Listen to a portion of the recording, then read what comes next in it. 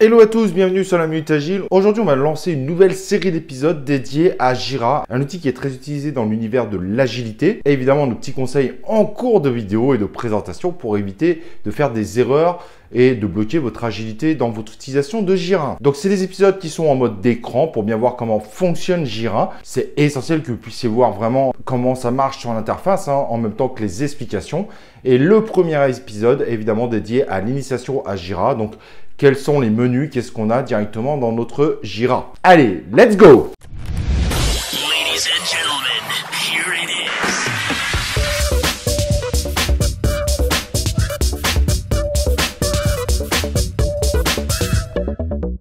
Et donc, comme je disais, dans ce nouvel épisode de la Minute Agile, on va regarder comment fonctionne Jira. Et donc, pour ça, on va passer en mode écran. C'est essentiel pour bien comprendre un peu l'ensemble de Jira, ce qu'il propose et ce qu'on peut faire avec. Allez, à tout de suite. Donc voilà, on est sur Jira, donc on crée un nouveau projet. Alors, je vous laisserai faire les inscriptions, bien qu'elles ne sont pas si simples que ça au démarrage. Il faut faire une inscription, il ne faut pas essayer de télécharger le logiciel, bien que vous pouvez le faire. L'idée, c'est surtout d'utiliser la version cloud, donc la version en ligne. Donc, ici, on a, quand on crée un projet, deux types de projets. On a donc les projets classiques sur la gauche et les projets de nouvelle génération sur la droite. Les projets de nouvelle génération, on fera une vidéo bien particulière dessus parce que c'est une nouvelle interface et c'est pas forcément simple à prendre en main. Alors, pour les nouveaux arrivants, c'est peut-être plus simple pour eux. En revanche, pour les personnes qui sont habituées au Jira d'ancienne génération, ça risque d'être un peu compliqué au niveau de l'adaptation. En effet, le nouvelle génération, bien qu'il y ait un certain nombre de choses évidemment qui sont communes, il y a différentes choses qu'on ne peut plus faire dans ce nouveau Jira de nouvelle génération, en tout cas pas aujourd'hui, et ça implique vraiment une adaptation assez complexe au final pour les gens qui connaissent bien Jira, parce qu'ils s'y retrouveront pas forcément sur un certain nombre d'options. Alors, on va commencer, donc moi j'y vais, hop, on va sélectionner un projet Jira classique, on va imaginer un nouveau projet, par exemple tout simplement site e-commerce, la Minute Agile, hop, voilà. Inutile de mettre la clé, à moins que vous vouliez une clé plus petite. On peut mettre LMA, la Minute Agile, c'est plus simple. Et en dessous, c'est assez également intéressant, il faut choisir son modèle. Donc, il y a trois modèles que vous pouvez choisir. Il y a le Kanban, donc en fait, Kanban, Scrum et suivi des bugs, c'est quand même assez similaire au final. Mais voilà, la partie Kanban, c'est avec un board Kanban très classique. Alors pour les fanatiques du Kanban qui vont à fond dans le Kanban, ils risquent d'être un peu déçus. Il manque encore un certain nombre de notions. Mais bon, ça fait l'affaire. Et le projet en mode Scrum, où en fait notre board est associé à des sprints qu'on va lancer, démarrer, et c'est assez intéressant. Pour les équipes qui veulent faire un board qui est dédié donc à l'équipe de réalisation, qui va donc mettre visuellement en avant le sprint backlog et donc tout ce qu'on réalise pendant le sprint. Cependant, on pourra faire un board Kanban complémentaire associé au même projet pour, par exemple, le Product Owner pour faire un board qui est dédié un peu à la maturation des user stories, de façon à ce qu'elles soient plus ou moins ready. Donc, c'est ça qui est très intéressant d'ailleurs dans Jira. On peut faire deux boards pour un même projet. On peut faire un board qui se base sur deux projets, donc qui propose vraiment un grand nombre de possibilités qu'on verra évidemment plus tard, mais qui méritent vraiment d'être connus. Et ça, si vous connaissez par exemple Trello, Trello ne permet évidemment pas de faire ça. Un board égale un workflow, c'est simple, c'est concret. Alors que sur Jira, l'avantage, c'est que votre board n'est pas forcément lié au workflow et donc vous pouvez créer un workflow beaucoup plus long que celui du board et vous pouvez faire plusieurs boards, potentiellement sur des parties spécifiques de votre workflow ou sur le workflow intégral, mais au moins vous maîtrisez parfaitement votre board qui n'est pas forcément directement le résultat de votre workflow, donc votre flux de travail. Alors là, je vais lancer directement un board de Scrum. Hop, on sélectionne Scrum. C'était ce qui était par défaut, mais bon, là sur le coup, je le précise bien, on reprend du Scrum, pas de souci. Hop, on lance. Ça va faire la création de notre projet. C'est relativement rapide. Et à partir de ce moment-là, comme vous voyez, on a une interface qui n'est pas forcément facile au démarrage. Donc on arrive directement sur le board qui est vide, évidemment, ce qui est normal parce que 1, on n'a pas de ticket, et 2, en plus, les boards quand on prend le mode Scrum, ils sont évidemment disponibles que quand on démarre un sprint. Donc pour ça, il faut évidemment configurer un sprint pour pouvoir le faire. Alors, Voici un petit peu les bases de l'interface. Donc en haut, vous avez par exemple ici un certain nombre d'options qui vous permet d'aller sur Confluence, d'aller voir les autres outils d'Atlassian. Bon, on va pas trop rentrer dans le détail pour cette vidéo, c'est pas l'objectif. Ici, évidemment, c'est Jira pour aller dessus directement sur la home page. Votre travail, c'est une interface un peu de l'ensemble de vos projets, parce que sur Jira, vous n'avez pas forcément un seul projet, vous pouvez en avoir plein. Si vous avez monté votre entreprise, par exemple, vous pouvez monter X projets, un projet par équipe, par exemple, j'en sais rien. Donc, c'est une interface assez générale. Donc, ensuite, on a projet. Donc, évidemment, là, on peut aller dans nos différents projets. Nous, actuellement, Site e-commerce, la Minute Agile, c'est celui qu'on a ouvert. Mais j'ai ouvert d'autres projets, justement, pour tester des choses. Hop, allez, on clique dessus. Donc, on retourne sur la page où on était. Le fameux projet Site e-commerce, la Minute Agile. Et ensuite, on a la partie filtre. Je ne vais pas forcément trop rentrer là-dedans, mais c'est pour faire des recherches un peu avancées. Mais au final, en fait, on peut la retrouver dans la partie ticket ici. Donc, c'est pas forcément nécessaire d'aller plus loin sur cet onglet. Mais par contre, dans la nouvelle interface, celle qu'on verra peut-être sur une vidéo dédiée, vous savez, les fameux projets de nouvelle génération, il n'y a plus que cet onglet pour aller sur ces filtres avancés. C'est un peu bizarre, mais c'est pour essayer de simplifier en fait l'interface pour les personnes qui découvrent un peu Jira. N'allons pas plus loin pour le moment sur le sujet. Les tableaux de bord, c'est le tableau de bord. Voilà, là on va aller sur le default, donc le tableau de bord par défaut. Et à partir de ce moment-là, voilà, on a une sorte de board avec différentes informations. Et avec les trois petits points ici, on pourra évidemment modifier le tableau de bord, faire quelques configurations, etc., etc. On pourra voir ça évidemment dans une vidéo qui sera plutôt dédiée à la configuration. Mais là aujourd'hui, c'est pas ça. Mais sachez qu'à ce niveau-là, vous pourriez très bien refaire un peu le tableau de bord pour qu'il corresponde un peu plus à ce que vous voulez afficher. Ensuite, on a la partie personne. Et la personne, évidemment, c'est les différents collaborateurs ou les équipes qu'on a sur notre Jira. Alors là, forcément, il n'y a pas grand monde parce que je viens de créer mon projet. Donc, collaborateur, Agile Partner, donc c'est moi, je vais pas cliquer dessus. Mais si, allez, on peut aller cliquer dessus. En gros, c'est une petite fiche qui me représente. Alors forcément, il y a des tickets, des machins, parce que moi, j'ai fait d'autres tests. Mais voilà, on a nos utilisateurs. Honnêtement, cette partie-là, il y a très peu de gens qui l'utilisent. L'onglet Apps, par contre, est plus important. Donc là, par exemple, j'ai StoryMap parce que moi, je l'ai installé avant. Mais si vous voulez le chercher, et ça, c'est quand même assez intéressant, c'est que Jira, c'est un outil ultra complet. Mais en plus, vous pouvez trouver des plugins qui le complètent encore plus. Donc pour ça, on va dans Trouver de nouvelles apps. Hop. Et à partir de là, on va avoir une sorte de marketplace avec plein de plugins. Et par exemple, moi, qu'est-ce que je recherche? Je recherche des choses sur les points d'effort. Allez hop, StoryPoint. Et wow, il y a 25 plugins basés sur les points d'effort. Donc, vous pouvez vraiment trouver votre bonheur. Ça pourrait être très bien Poker Planning, je sais pas. Bien qu'à mon avis, on va pas être très loin. Oh, Poker Planning, parfait. Il y a aussi des plugins autour du Poker Planning. Alors, l'avantage que vous avez avec les plugins, c'est qu'en général, il y a un temps d'essai. Donc, si jamais vous voulez les tester, parce qu'au début, on ne sait pas forcément à quoi ils correspondent et s'ils répondent vraiment à notre besoin, vous les installez. En général, il y a un essai gratuit et vous les désinstallez avant que l'essai gratuit se termine. En général, un plugin, on passe 1 heure dessus et au bout d'1 heure, on sait s'il nous convient ou pas.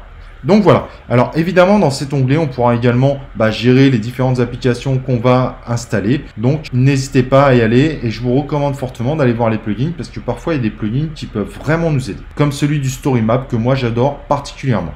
Et le gros crayon en bleu, parfois c'est assez marrant parce que les gens ne le trouvent pas ici et qui permet tout simplement soit de créer une user story, soit une tâche technique, du moins ce qu'on veut directement, un bug éventuellement si on travaille avec des ticket de type bug et on crée notre ticket, tac, très simple. On peut même configurer les champs éventuellement, qu'est-ce qu'on veut voir d'affiché, qu'est-ce qu'on veut pas voir d'affiché. On peut même personnaliser. Donc pour personnaliser, par exemple, là, on va cliquer, tiens, j'ai envie de savoir un peu les épiques. Mais on n'a pas forcément envie de tout mettre, donc on va juste mettre ça, c'est très bien. Hop, voilà. Bon, bref, ça on verra après. Mais voilà en gros à quoi ressemble un petit peu l'interface, en tout cas la partie haute. Évidemment, un moteur de recherche. Vous voyez déjà, de base, il y a des tickets qui s'affichent, des tableaux. Et puis, si je fais une recherche utilisateur, par exemple, il va m'afficher un peu tout ce qui contient le terme utilisateur. Alors, évidemment, ça, c'est des tickets que j'avais mis dans des précédents tests, mais ça vous montre que ça fonctionne. Après, évidemment, avec des filtres à droite, que ce soit les personnes qui soient responsables, le projet éventuel, et après, on peut afficher plus de filtres si on le désire. Ensuite, on a la partie notification, une aide, La configuration, ça c'est assez important parce que Jira, en fait, si vous êtes dans votre projet, vous aurez une partie configuration dans votre projet, mais par contre, c'est pas la configuration générale de votre Jira, mais la configuration basée sur votre projet. Et Jira est un peu plus complexe encore là-dessus, c'est que là, c'est la configuration générale. Vous voyez, hein, gestion des utilisateurs, facturation, système, produit, projet, etc., etc. Dans les projets, on a une configuration qui est dédiée au projet et parfois dans certains outils, on a la configuration de l'outil directement dans cette partie-là. Exemple, pour les tableaux, on va aller configurer directement sur la page tableau. Bon, c'est un peu complexe au début, mais bon, on finit par s'y retrouver. Il faut juste savoir que en haut, c'est les configurations générales. Et dans les projets, vous verrez dans la liste, vous aurez les configurations du projet. Ensuite, on a évidemment tout ce qui est lié à mon propre compte. Bon, je ne vais pas aller plus loin, hein, c'est assez classique. On pourra peut-être le voir dans une autre vidéo, mais aujourd'hui, ce n'est pas forcément le vif du sujet. Alors, je repars dans mes projets, évidemment sur mon site e-commerce, la Minute Agile. Et voilà à quoi ressemble notre page. Alors, on commence. Ici, on a les tableaux, on pourrait choisir d'autres tableaux. Là, j'ai d'autres tableaux, mais qui correspondent à d'autres projets. Mais je pourrais potentiellement créer un deuxième tableau et du coup, le sélectionner directement ici. Ça peut être assez intéressant. Ici, on a Backlog, c'est assez classique. C'est une liste de l'ensemble des éléments qu'on a. Alors là, évidemment, on n'en a pas. Et bien, qu'est-ce qu'on va faire? On va mettre, par exemple, pour mon site e-commerce, ajouter un produit au panier. Ça me paraît juste une évidence. Hop! Voilà, on a un premier ticket. Deuxième ticket, on pourrait faire, je sais pas, visualiser la fiche produit. Hop, deuxième ticket. Alors évidemment, là, c'est des tickets rapides, il n'y a pas la description. Donc, quand on est là, alors déjà, la première chose qu'on peut se dire, c'est que ici, on peut aussi, hop, vous voyez, avec les déplacements, on a la possibilité justement de prioriser notre backlog et de mettre les éléments qui nous paraissent le plus importants vers le haut. Donc c'est assez intéressant. Ici, on a le numéro du ticket Jira qui est très important. Au bout d'un moment, vous allez vous apercevoir que vous allez vous partager directement les numéros des Jira et directement dans votre navigateur, vous taperez directement le numéro de Jira. Donc ça, vous verrez peut-être plus tard, mais vous verrez que c'est très important. C'est souvent ce numéro qui est pris en référence dans les discussions, dans les cérémonies. C'est vraiment un identifiant qui est très très important. Alors, ici, on ne voit pas encore très bien, mais en gros, ça, c'est la partie pour les story points. Et ça, c'est pour la priorisation, pour ceux qui veulent prioriser juste avec les notions de priorité forte, très forte, normale, pas très forte et peu forte. On va cliquer justement là-dessus. Donc, quand on clique sur notre ticket, hop, ici, on a une vision très simplifiée de notre user story. Donc, le responsable, le rapporteur, bon, ça, c'est du Jira. Vous pouvez potentiellement ne pas les afficher.